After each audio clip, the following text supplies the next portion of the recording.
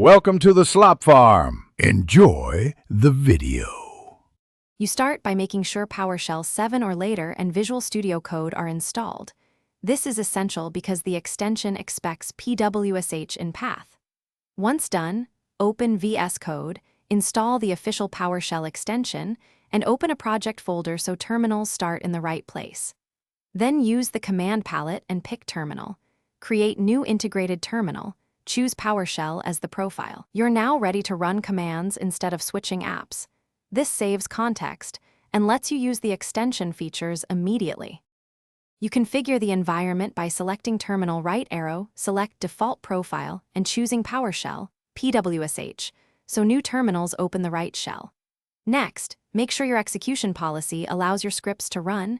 Use Set Execution Policy Scope Current User, Remote Sign to permit local scripts safely. Then open an integrated terminal and run /script, PS1 or type commands interactively. The extension adds IntelliSense and command discovery, so you get context-aware completions and help while executing. You finish by setting up debugging. Open the Run view, add configuration, choose PowerShell, and save the generated launch. JSON. Place breakpoints, press F5, and step through with the built-in debugger. This gives variables, call stack, and interactive console.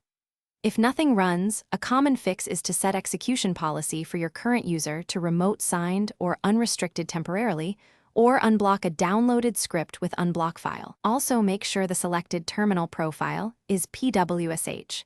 Changing profiles or reloading Vscode usually resolves terminal detection issues.